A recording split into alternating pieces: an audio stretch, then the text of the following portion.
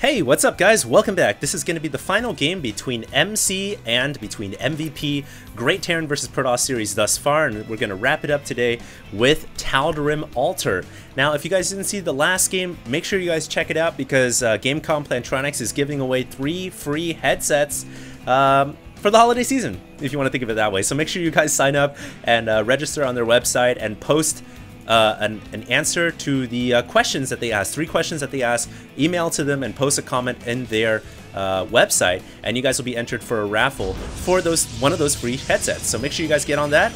And if you guys didn't check out the first game or the second game of this series, you guys should actually go watch both, because this series has been pretty good so far. Obviously, it's MVP and it's MC. They're incredible players. MVP, most considered to be the best Terran and one of the best players in the world. MC, resurging his career as of lately. You guys all know he was slumping for a little while, and then at MLG Orlando, he took 2nd place against Huck. He's kind of been tearing it up lately, and this is going to be the conclusion between these 2 players.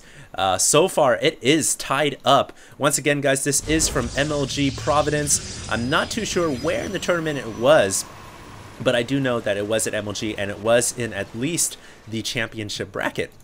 So here we are. Tal'Darim Altar cross spawn is going to be the positions for the day, and given that it's cross spawn, you know, I would imagine that we're going to have a macro game on our hands. And you know, I lay that down all the time whenever I see a cross spawn, and especially if it's a Terran and Protoss. I always like to say, you know, it's going to be a macro game. But I also have to let you guys know that it's MC and it's MVP, and both these players are known to be very aggressive when the time calls for it, especially MC. I feel like his gateway plays are among the best, if not the best in the world. His sentry usage is just incredibly good. So if MC were to go for something crazy, it would not surprise me. MVP is also known to, obviously in the first game of this set, I don't want to spoil it too much, but MVP went pretty all-in-ish with his attacks. So we'll have to see what happens here. It looks like MVP going to go ahead and grab a command center after 1 barracks, and the probe goes in. Great reaction timing from MC once again. And that's one of the keys to being a very good StarCraft 2 player. Obviously, you have to have the know-how and the knowledge and the intelligence to play at a very high level, but you also have to be very quick too. There's something to be said for raw skill, and at the top level, you got to be able to click quickly. And MC right there with a really fast reaction clicks away his probe, so he didn't lose his worker, and he'll get control over that Zanaga tower, and it will be undisputed for quite some time. And right now we have a little bit of the dance here, the tribal dance between the SCV and the Zealot, a ritual that will go down in history. Will the SCV be able to get away? It looks like MC has words to say about that, and he kills it off. That was Gosu right there, and he gets the kill on that SCV.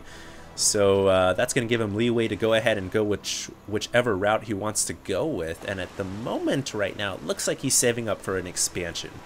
So MC will try to play a macro game here, and no surprise there, because it is a cross spawn, like I said before. The probe will once again kind of poke in there. It loses its shields to the 4 Marines in the bunker, but a Stalker has already made its way to the front door, and MC may try to run past the bunker. That would be pretty ballsy. No, he will not. I didn't think he was going to. Just for the cost of a scout, that's just way too expensive. A Stalker, you know, costing 50 gas and costing those minerals. So he will not do that. But, you know, surprising the amount of production he's already got on the field off of 1 warp gate. Actually, not even a warp gate yet, as the warp gate research is just about to finish. 2 Stalkers and a Zealot, totally confining MVP on 2 bases right now. But I think MVP is happy with that, because he's getting the macro command center once again. He's really known to do this lately, I guess. He just loves him that macro CC, and you can't really blame him. A macro command center just gives you so much more economy, and yes, it's going to make you less flexible. So for the cost of having more economy, you're going to be less flexible in terms of your attack, in terms of your army, but that flexibility will start to reach out in the late game, in the mid to late game. That's when that macro CC really pays off for itself. And on top of that, you get a lot more free comsats too. So that comsat will reveal the probes, Maynarding, and the Nexus. And MC finishing up his 3rd warp gate right now, but no tech paths so far for either of these players. They're both playing very conservatively right now. especially MVP, who's got a macro. He's got a macro orbital. Of course, he's playing conservatively, and looks like we will have Stimpak on the way. So you know what, guys? I think we're gonna have a conventional Marine Marauder medevac ball coming out for MVP, and probably gonna see a robotics facility pretty soon for MC here. Oh no! Oh wow, he's adding on 3 warp. Oh my god, he's gonna go for 6 gates here. But no forge. No forge for +1 armor or +1 weapons. Usually Protoss will get armor against Terran. Surprisingly, you know, if he's gonna go for 6 gate pressure here, he's not adding on a forge for upgrades. Usually Protoss players will do that, especially against Zerg. So this will be interesting. MC gonna get some forces out, and you know, no robotics facility, just purely 6 warp gates. And we'll see what he can do with this. He's already got the probe in the middle of the field, and he's going to try to look to get a pylon up in the middle of Tal'Darim Altar so he can cut that reinforcement time and essentially warp in right in front of MVP's front door. But, you know, there's already 3 bunkers up here. I don't know if 6 gate is really going to cut that. You know, I don't think it's going to cut the cheese here. Those 3 bunkers are going to really do a good job at holding off the aggression. In fact, what's really interesting is the fact that MC hasn't really pushed out yet. Maybe he's just using 6 gates for production. I'm not too sure what the deal here is, because he's saving a lot on Chrono Boost here. So yeah, he's definitely saving Chrono Boost for the warp gates. He's going to go for the 6 gate, and he's going to try to bust the front door down. He's already got pylons up. Look for him to Chrono Boost these warp gates. And once again, like I said, no +1 armor, no +1 weapons, just pure 6 gates of production. And he kills off the Marine. That was essential. He kills off the Marine on the left Xel'Naga Tower, so MVP has no idea this is coming right now. But just instincts coming into play here as he gets 2 supply depots at the front in the nook and cranny of the bunkers where the Zealots can get in.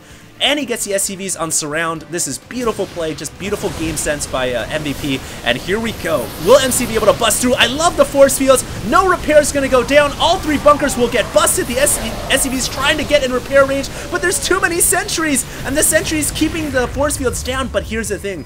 With that many sentries invested by MC, he doesn't have the raw firepower. He lacks significant firepower to break through the front door, and now he's got to recharge, and in that time, another bunker coming up, another 2 bunkers coming up. Will MC have enough firepower? He's got to intensify forward firepower right now if he wants to break this down. More force fields coming down. It is force field heaven right now, and will it be enough for MC?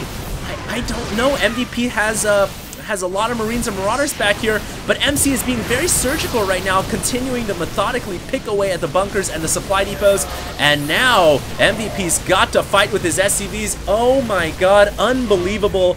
MC breaking down the front door, which had 3 bunkers and 2 supply depots, with a raw 6 gate.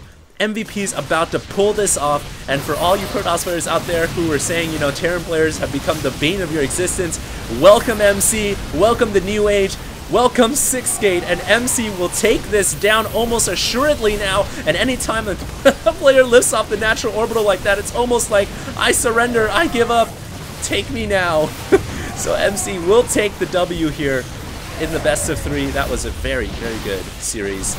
And just a perfect execution, really, from the Protoss, the Presidentos, if you will. That's his nickname, the Obamatos. He just pulled it off. He kills off the orbital command. Politics will have his way today.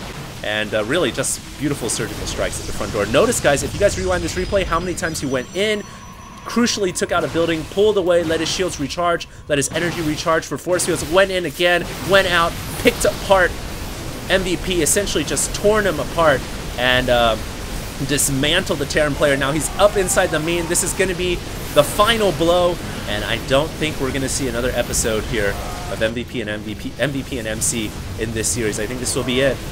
Tech Lab has burned to death, and this has got to be all she wrote. I'm not sure why MVP hasn't GG'd yet. Well, remember, guys, this is from MLG, the championship bracket. So GG in here essentially means you are out. And so I guess MVP taking a few seconds there to absorb what happened to him and kind of let the hate flow through him and pass away. So that's that.